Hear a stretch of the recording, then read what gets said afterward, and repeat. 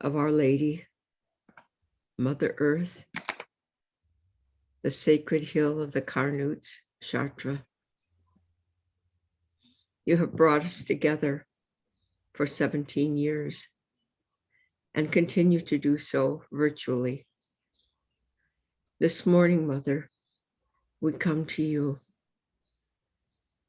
arms extended, reaching for that love, that integration, that family and community with you and of you and through you again, shaking off horror and terror of pandemic, of disaster and unseen violence visited upon us by our own doings. We struggle to our feet. In this motion, in this turning, in this still point, we stand, we rise. Ah, Mama, oh, I know, amen.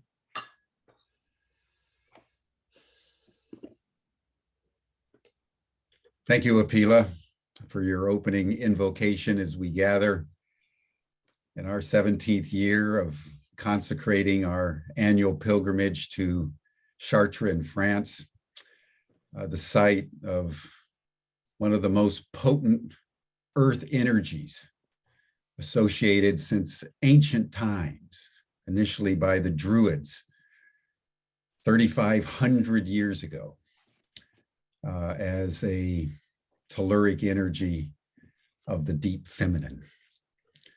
And for 3,500 years, people have gone to Chartres to immerse themselves in this energy, to pray for healing, to access deep illumination. And so we too participate in this ongoing stream of human adoration for the Divine Mother each year. And so we want to welcome all of you today in that spirit. We're very excited to be able to announce our pilgrimage for 2022 to Chartres. It'll be the 13th to the 19th of August, during the time where there will be a full moon. That they celebrate the feast of the Assumption of Mary, which Carl Jung said was the most important doctrinal development in the entire history of Christianity, the recognition that Mary is the Mother of God, where they bring out the Black Madonna in procession. Couldn't be a more potent time in Chartres, and we will be there. As you all know, who have been part of the Wisdom School and Ubiquity University and many of the pilgrimages in the past, we haven't gone since 2020 and 2021. We had to have our pilgrimages in virtual form. But this year, we are hopeful and we pray that the pandemic is beginning to fade a little bit, and we will be able to go to that sacred place once again for the rejuvenation that all of us seek by going there. Our presence there in Chartres is the heart of our wisdom school, of Ubiquity University, and I would say of my life. The pilgrimage there annually, like the Eleusinian mysteries of old, which is part of our lineage, which was consecrated by those who founded Chartres. Fulbert called up both Plato's Academy as he founded the Chartrian Academy, but far deeper than Plato is the Eleusinian mysteries and the mystery schools and the mystery cults of deep antiquity. One thinks of the Isis cults in Egypt, the Inanna cults, the Demeter cults of ancient Mesopotamia and Greece. Those are the wellspring from which we draw as we each month hold these community calls that everyone is invited to, and we use to continually remind ourselves to continually remember the depth of where we've come and the most essential identity of the spiritual layers and mysteries of the universe, all of which emanate from the mother. So I want to welcome you all in that spirit. Today we have a very exciting program. We will begin with the co-director of the Chartres Academy, Banafsheh Sayad, who will just give us some visuals of what we can expect as we think about participating in the pilgrimage in August. And then we'll be bringing on V, known to many of you formally as Eve Ensler. You all know her. She's the author of the Vagina Monologues and The Apology and a number of best-selling plays and books. The founder of V-Day and 1 Billion Rising and The City of Joy, all of which are dedicated to empowering women out of millennia of oppression to express the fullness of who they are in the world. And then we're hopeful to have Andrew Harvey with us, who's been a core faculty member from the very beginning when we started these annual pilgrimages back in 2005. And then we will close out the program with a statement from Apila again on the dream work that we do in Shartra. Shartra from the most ancient times has been associated with dreams that not only bind the community, but are able to see the future and to bring deep healing. So Apila has been curating dream work in Shartra from the very beginning, and will tell us a little bit more about that and some of the needs that we have moving into 2022. So that's our program today, everyone. I want to welcome you in the spirit of the heart, in the spirit of Valentine's, which will be tomorrow. The title of our time together this year, this August, is on Venus rising, because we're doing this under the aegis of the third of the liberal arts, Rhetorica, which is a contemplation of how love informs what we think and what we say and what we do.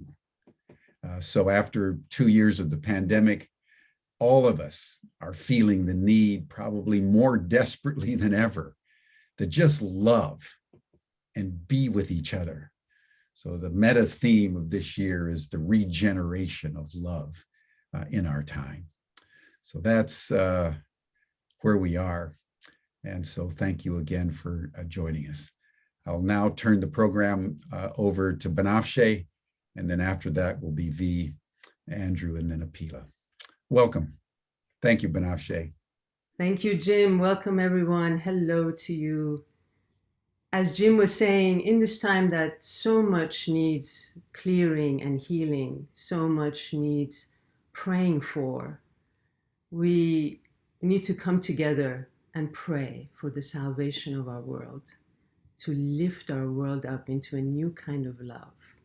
And what better place to do that than Chartres? I'm going to take you on a journey to Chartres and just share with you some of what we're planning. People have been coming to Chartres for thousands of years, as Jim was saying, for healing and for transformation.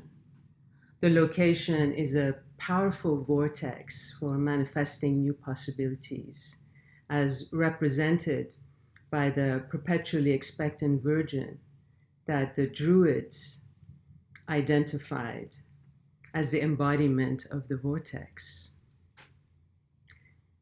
The cathedral, which is one of the holiest shrines of the great goddess and considered the home of Mary on earth, harnesses the powers of this vortex through sacred geometry. Considered the New Jerusalem, the cathedral was assumed that each pilgrim who entered the cathedral would undergo a transformation.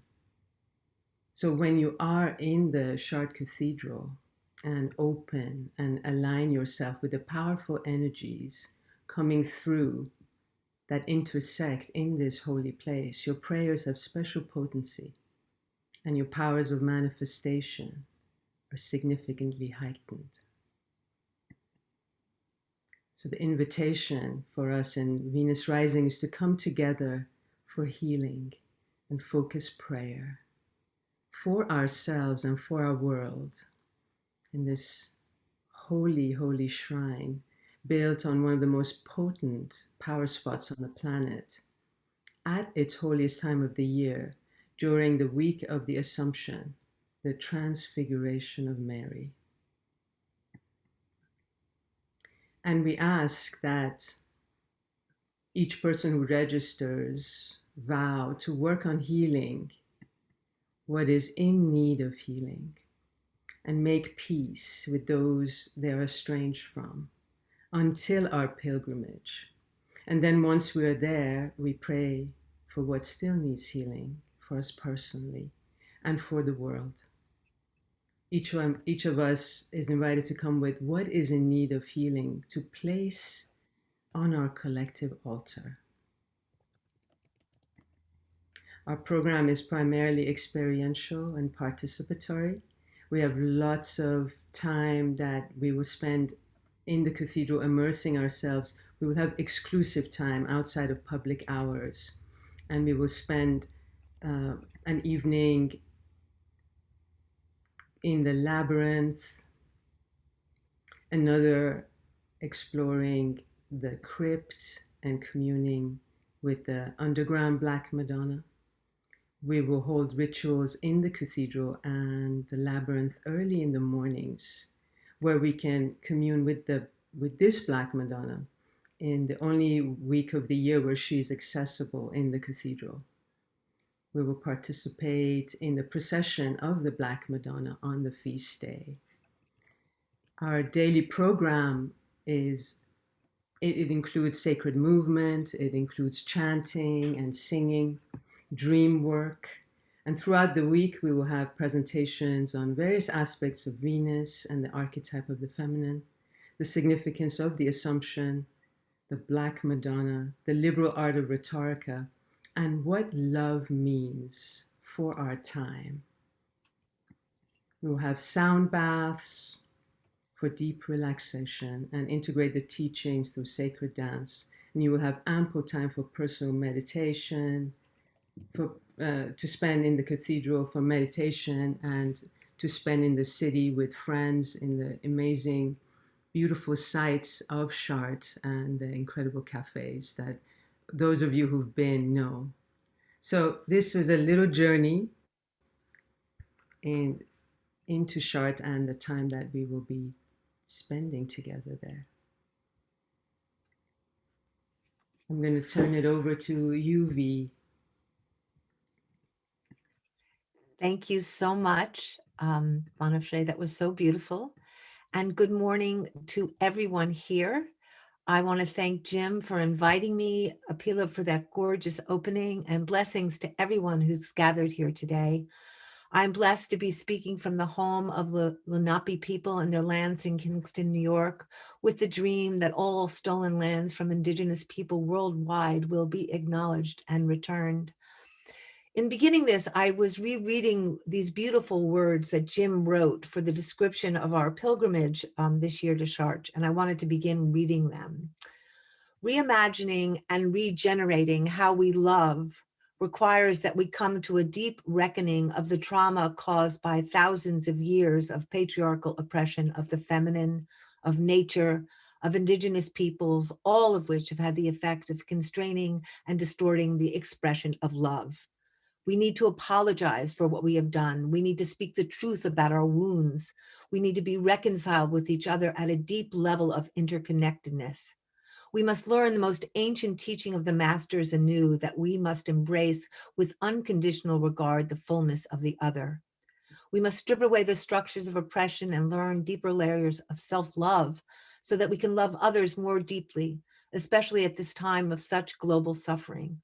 We must embody the fierceness of love so our inner coherence can compensate for the deepening chaos all around us and catalyze greater compassion for the world. This is why regenerating love is the imperative of our time. Those words are so inspiring and compelling. We are living in a global time of reckoning. Love is longing to be freed. It cannot be full or sincere where there is injustice or a lack of accountability. So to liberate love, we have to focus on the practice of apology.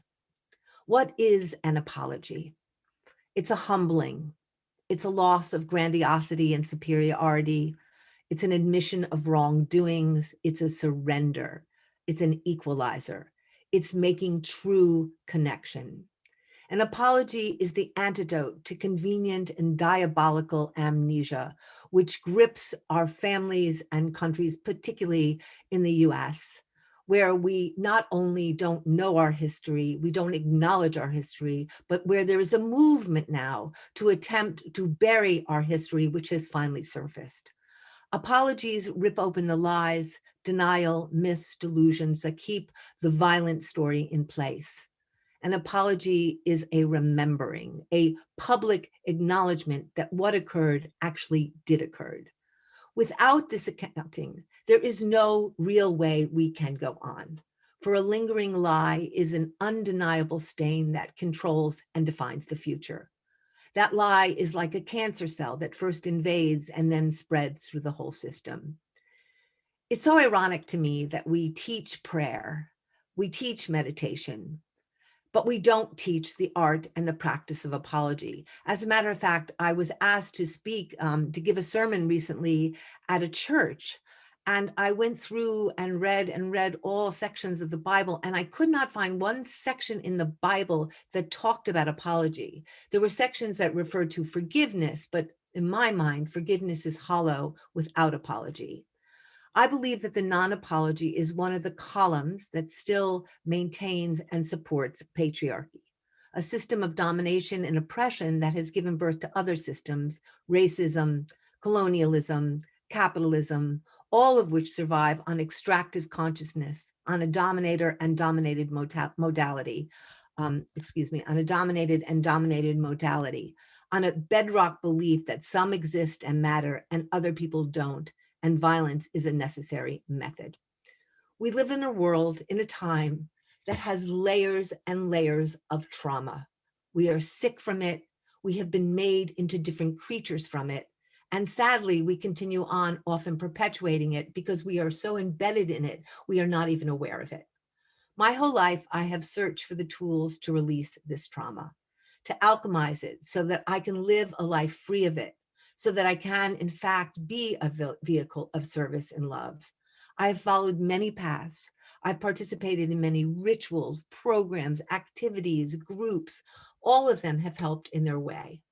But nothing I have done has had the impact of learning, of how it has had the impact that learning how to make a sincere and layered apology that mirrors the layers of the trauma we have perpetuated or survived.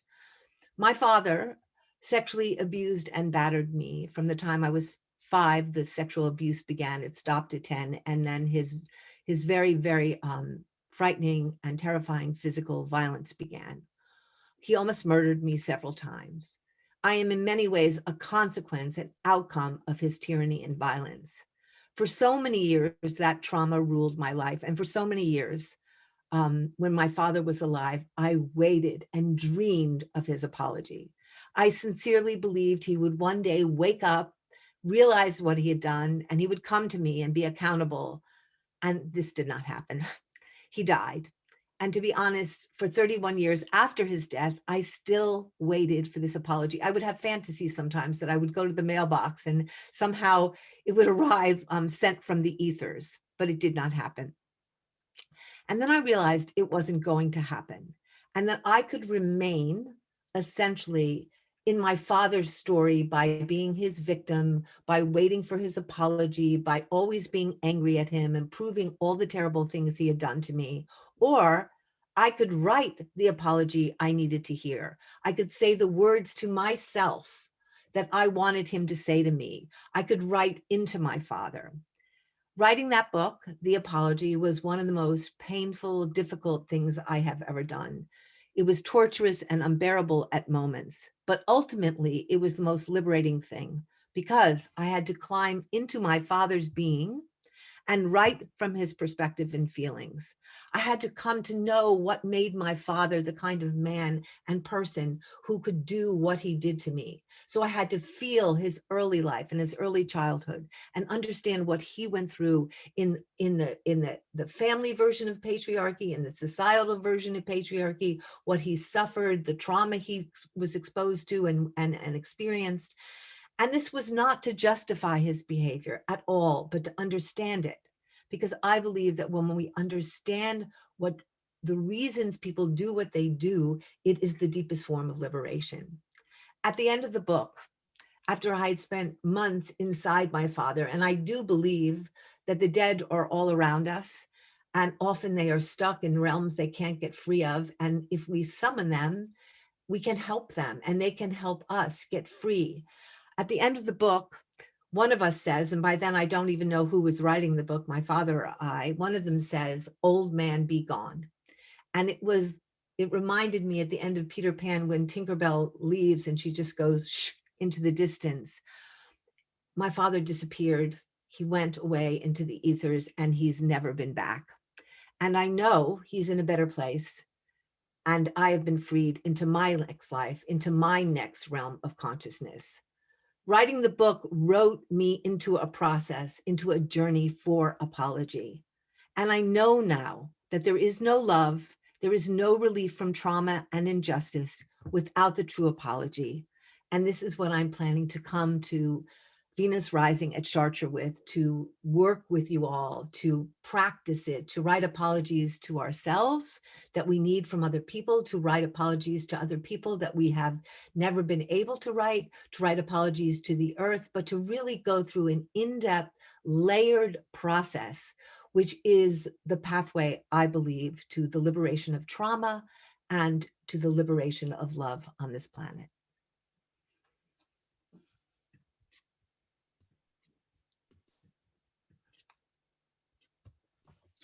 Thank you, V.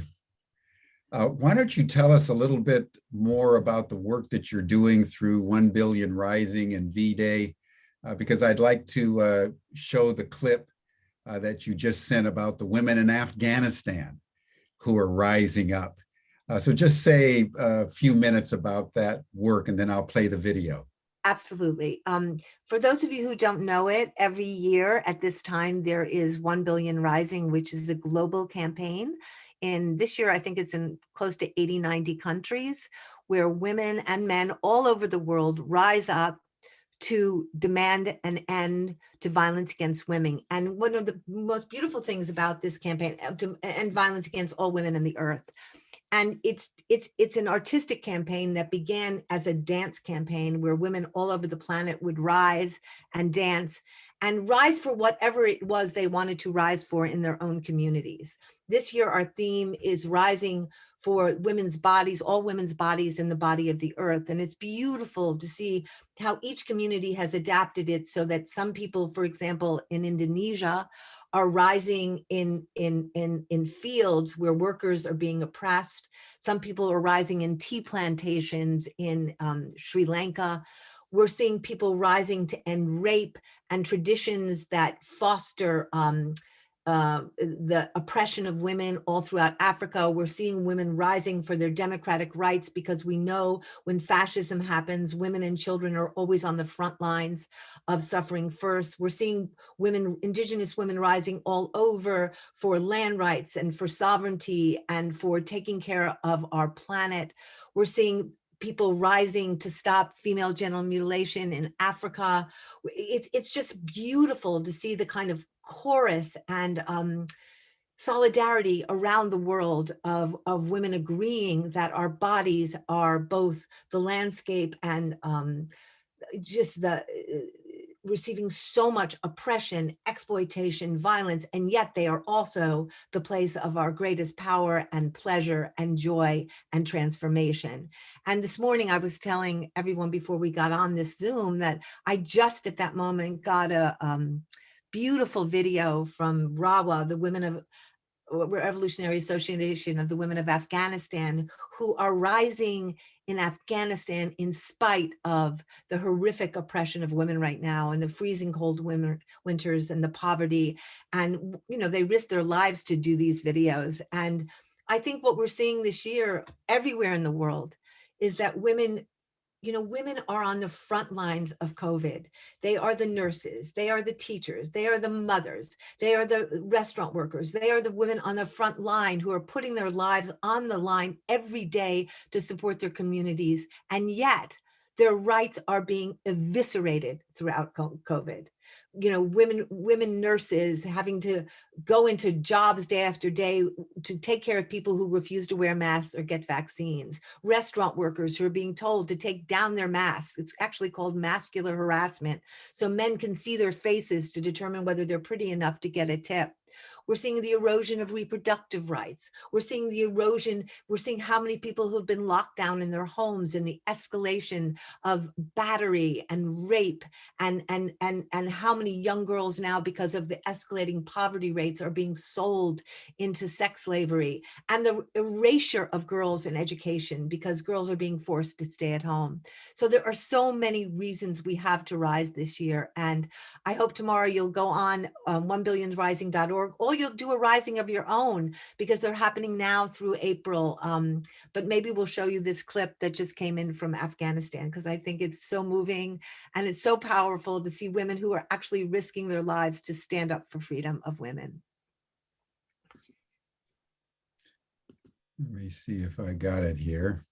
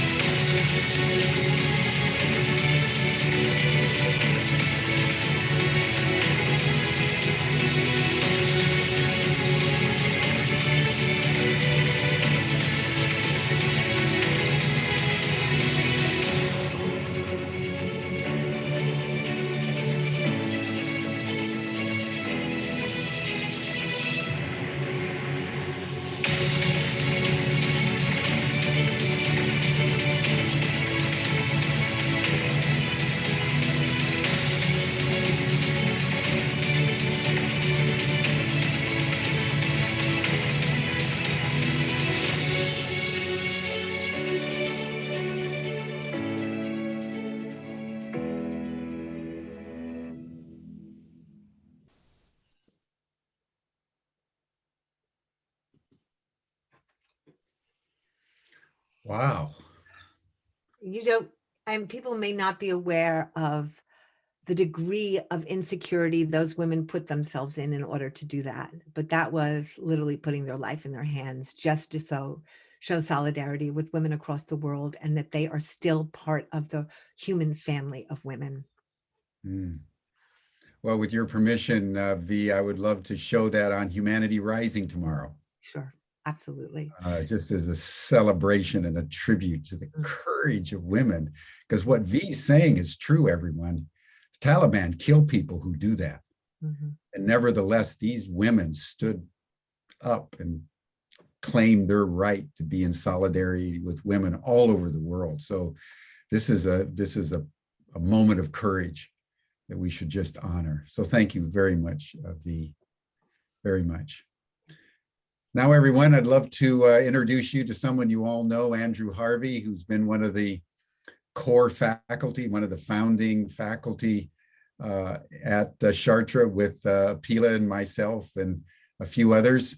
So Andrew, who will be there this next August, I want to welcome you to just comment on what V has said, and just to add your own texture to Venus rising and the regeneration of love that we'll be engaging in during our pilgrimage, August 13th through 19th. Andrew?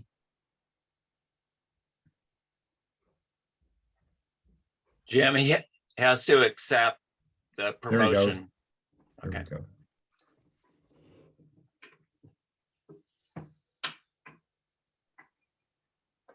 There he is. Hello, Andrew. Welcome. Hello, everyone. How wonderful to be with you all, and how wonderful to hear these astounding, brave, passionate, absolutely laser-like words, which I know have pierced all of our hearts. The Assumption is my favorite feast of all, because it's a feast which celebrates the marriage between matter and spirit. What it celebrates is the birthing force that's born when matter is revealed as condensed light energy. And what that marriage between matter and spirit makes available to every human being who participates in its glory is a wholly new level of passion, stamina, and power, a wholly new level of embodied divine love. And it's that new level of embodied divine love that we are going to celebrate and incarnate in this amazing time in Chartres. Because everything for the future of our world depends on how we can get with two interlinked programs. One, the great evolutionary shift that's happening, which could foretell the birth of an embodied divine humanity. And two, sacred activism, putting that new birthing power into radical, urgent action on every level of our world. It's wonderful that we're going to be doing the practices of apology, because that is a liberating, healing practice. It's also wonderful that what we will be doing through dance, through meditation, through prayer, through deep, deep sacred practice and sacred instruction, restoring our sense of who we really are, not victims, but empowered divine children of the Father Mother, capable of rising even in this horrific tragedy to radiate love in action on every level. So I beg you to make absolutely every effort you can to be at Chartres in August. I've been on many pilgrimages in my life. It's been one of the great blessings of my life. But nothing has ever been as powerful as the 2 year ago Madonna rising that we celebrated at the Assumption in Chartres. The level of initiatory passion that flows from the celebration of this mystery of the marriage between matter and spirit at the highest and deepest and richest level. That power cannot be described. I can't describe it. It would take Rumi on crack to be able to describe it. But you can come and experience it with us and add your own passion to the great cauldron of passion that this power will stir up. We will pray for the peace of the world. We will do these absolutely essential practice of apology. We will dance with Banafshe. We will meditate before the Black Madonna. We will walk in the labyrinth. We will love each other in conversation. And we will be transformed by the experience. So come, risk and give everything to come, and bring your entire family or entire friends so that everyone together at this holy place, in this holiest and most reinventive of all possible feasts, so that everyone can be taken to the next level to partake in the birth of a new world out of the ashes of the old.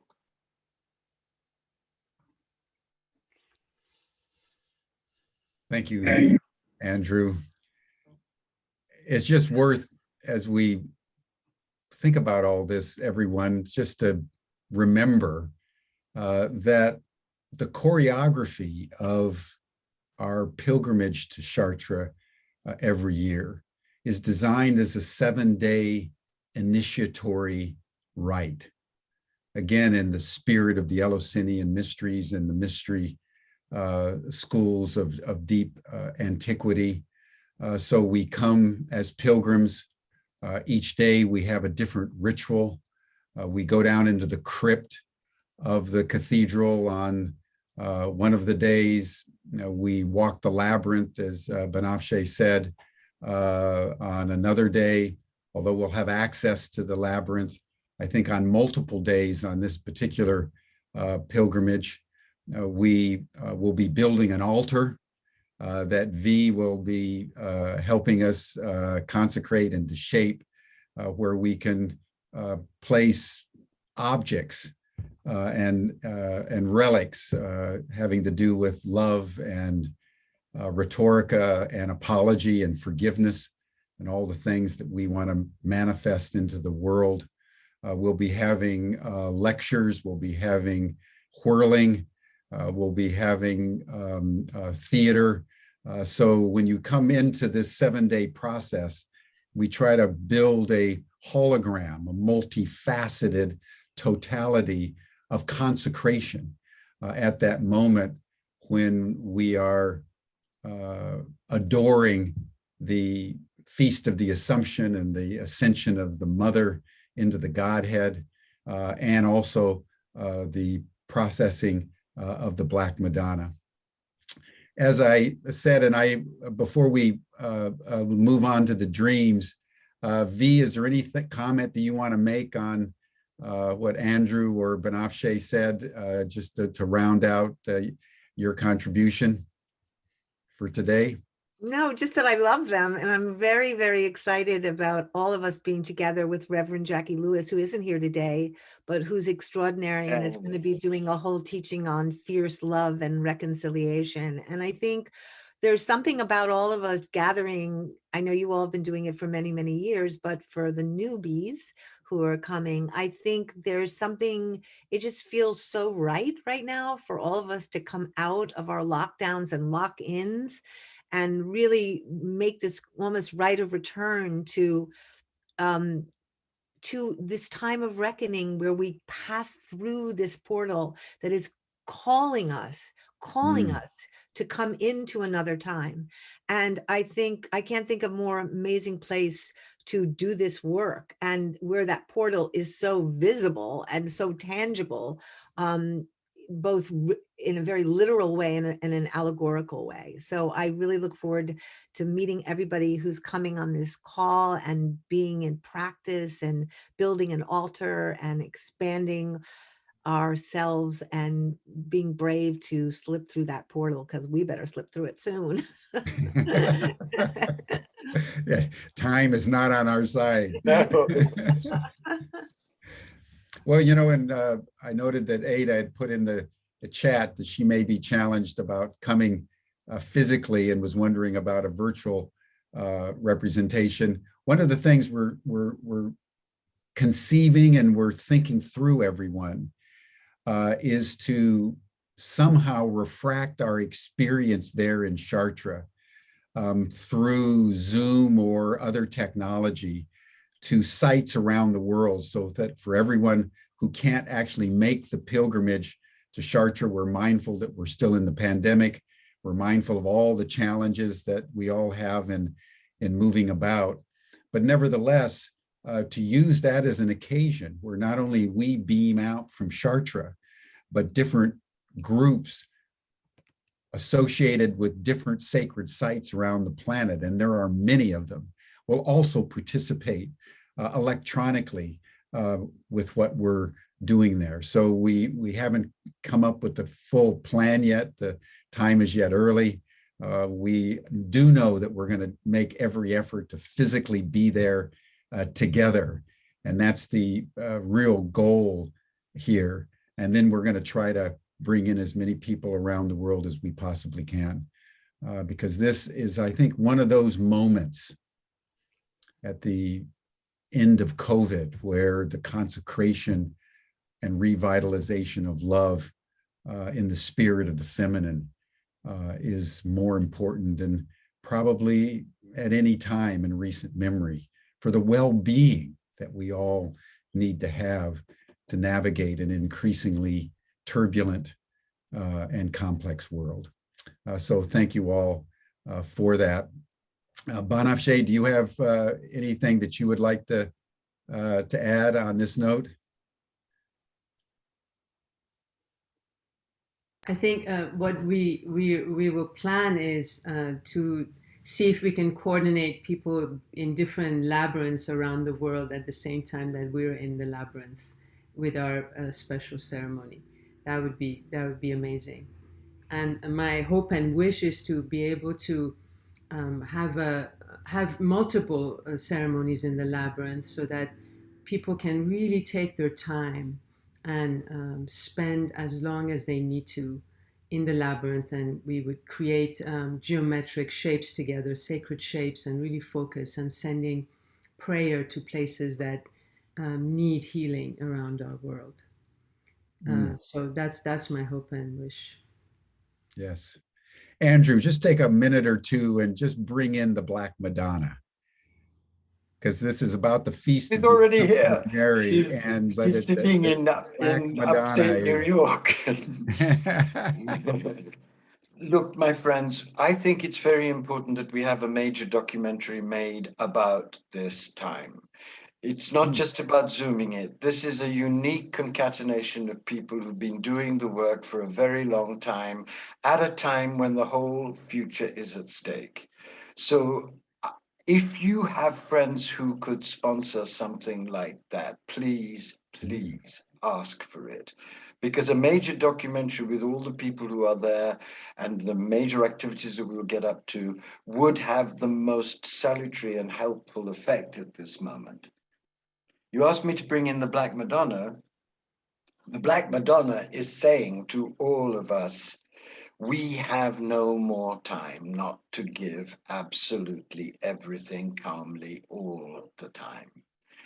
The most terrible of all possibilities is that America could go fascist, and you all know that that is possible now. It is the dreadful birth that is rearing its ugly, obscene head on the horizon. And you should all know that if America does go fascist, that means really the end of the planet, because there is no hope for the solutions to any of the global crises with an America mired in fascism.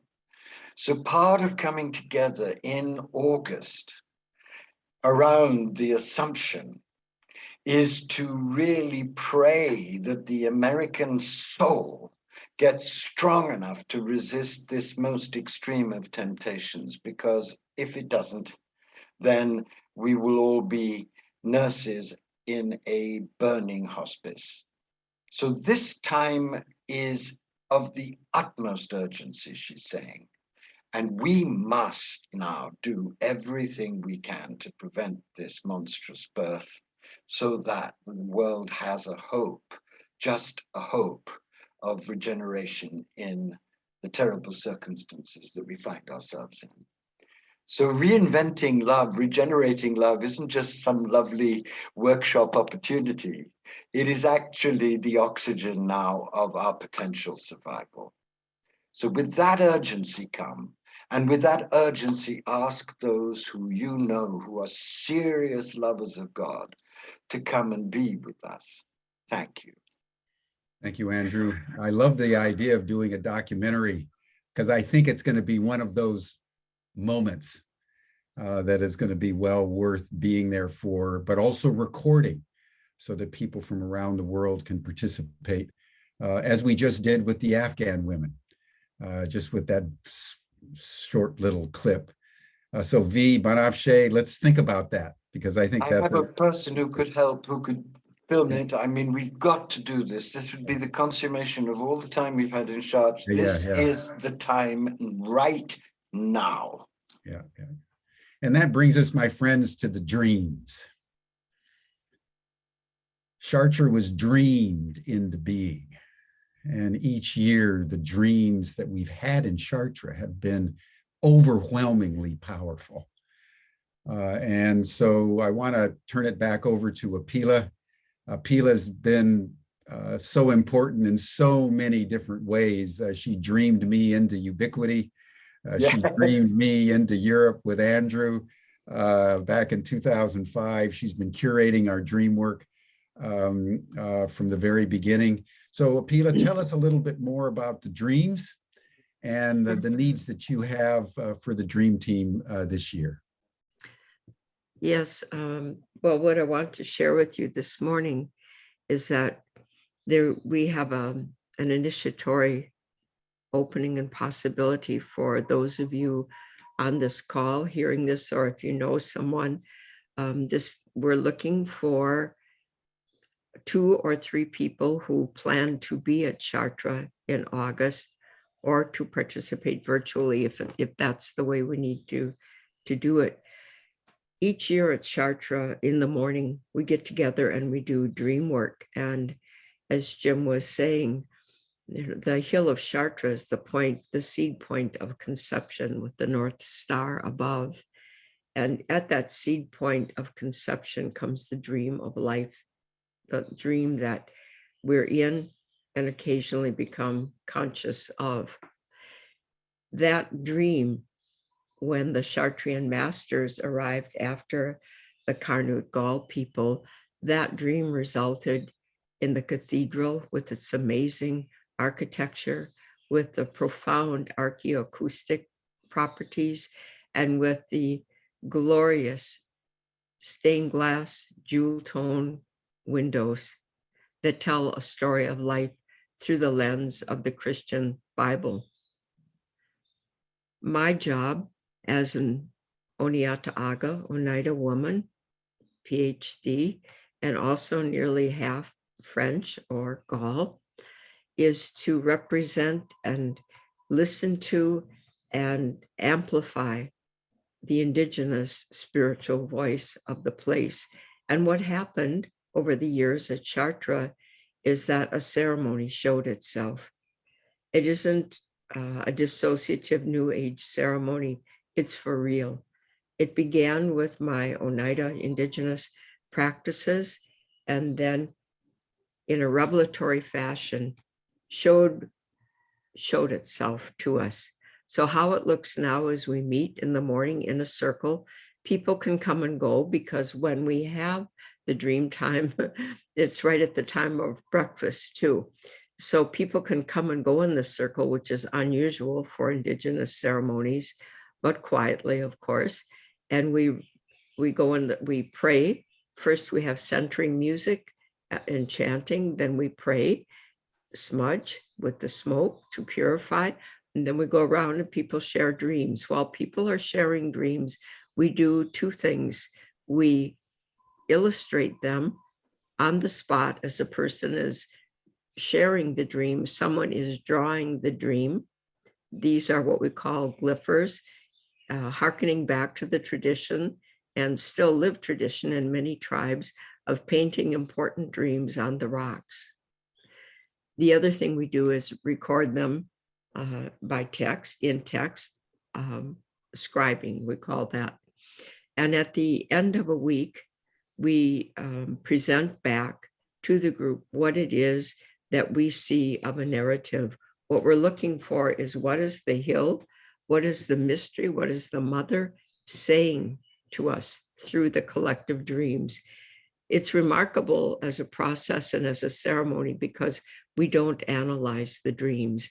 And in fact, looking for the narrative is more a process of divination that we're learning how to do and remembering how to do in accordance what's been done and the way it's been done at that site. than it is about even making an interpretation or looking for frequencies of themes and things like that. So to do this work, you need to be called to do it. You need to feel it in your heart and in your soul, because it is intense.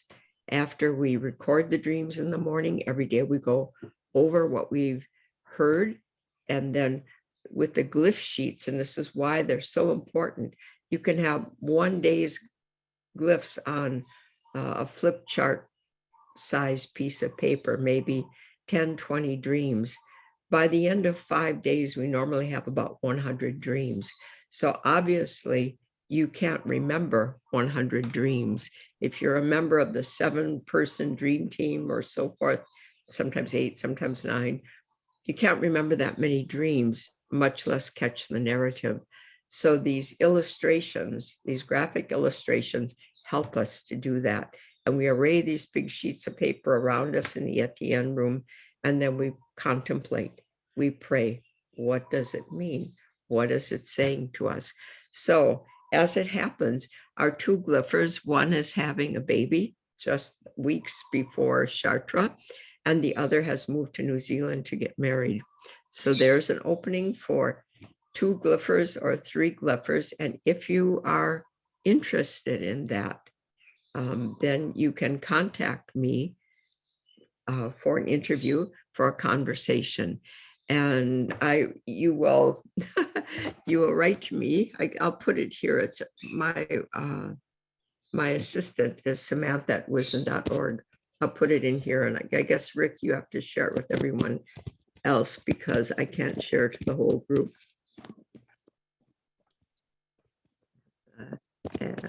You should be able to, Apila. Okay, I've just shared, but it go. Oh yeah, there it is. Samantha. Okay, there you are. So this is a marvelous opportunity to embark on a spiritual path and to be supported in doing it. We will, after the conversation, if we agree this makes sense, and that you should go forward and we'll go forward in it, then we arrange for initiation and training. So that's about it, Jim. Did I miss anything? No, that about covers it. And Apila's right. This is not about interpreting dreams in a classical kind of psychoanalytic sense. This is a process of divination and a discernment is what is the telluric energy seeking to communicate to us through the dreams. I forgot. Excuse me, Jim, I forgot one other thing. In addition to having some art ability, if you can draw stick figures, you can do it. You don't have to be a 5-star artist. You need to be able to draw quickly, and to have experience with PowerPoint is really important. So that's the other aspect of it. Thank you, Apila. And thank you, everyone. I just would want to bring in something that's been said in a number of the chats with reference to what Andrew was saying about, the imminence of fascism in the United States. It's not just in the United States. You're all right. It's in Europe. It's around the world. We are experiencing, as the world unfolds over the last several years, a rise in authoritarianism all over the world, which is a direct threat to the democratic processes and international solidarity that is so critical to solving our global problems. So I just want to acknowledge the universality of what Andrew was bringing in and what V today has been bringing in, that it's time that we apologize, that we bring into our prayer, our meditation, our forgiveness, all the ethical norms that we seek to embody in our daily lives, the virtue of apology. And that's something that we want to return to and contemplate. And we're going to be bringing in Jackie Lewis, who's a senior minister at a a major church in New York and the author of Fierce Love. She's going to be joining as one of the core faculty this year. So we're going to bring her in either in our community call next month or the month after. So we're going to be building this momentum, everyone. And we want to encourage you. We've put the link for the syllabus, the course description in the chat. Please go on our website, click that link and begin to register. We want to build this up and we want everyone who possibly can to join us for this most extraordinary moment, which will be astrologically extremely potent at that particular time. Again, a full moon when Uranus and Mars and the north node of the moon are going to be coming together with a particularly potentiated alignment. So it's going to be quite a time that we'll be having together. So that brings us to a close. I want to thank everyone for joining today. Rick will now play some music for about a minute or so from Ruth Cunningham, and then Apila will give us our benediction. Thank you, everyone. It's been a splendid call today. Rick?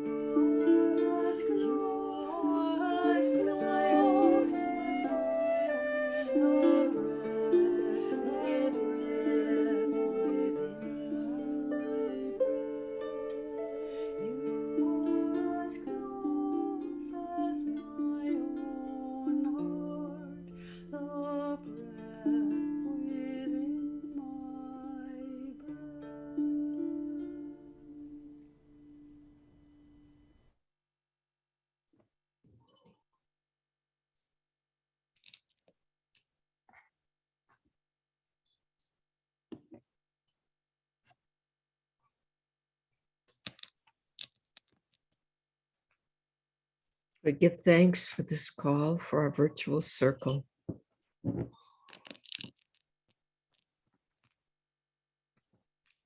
Sacred Woman, Mother Earth, Hill of Shartra,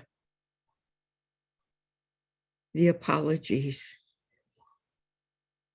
that we speak, let them be true and just. Let it begin with we who hold the center of the mystery school, our faculty. Let us join in that apology with each other, seeking your embrace and the embrace of our group that greeting pilgrims coming to Chartres, the clear fire radiance of your love, of your life of creation emanates and shines the way that we might renew and create again according to that original guidance put into motion so long ago when we arrived on the earth and took on human form. At the end is the beginning. Let all who hear and can hear, hear and see and touch and love that we might live. Mama, ua noa. Amen. Thank you, Apila. Thank you, V. Thank you, Andrew. Thank you, Banafshe. Thank you, Ruth. Wonderful session today. Blessings on everyone. Happy Valentine's, and we'll see you next month. Bye for now. So much love to you, everyone. Much love. Thank you, Jim. Love you all. Love you.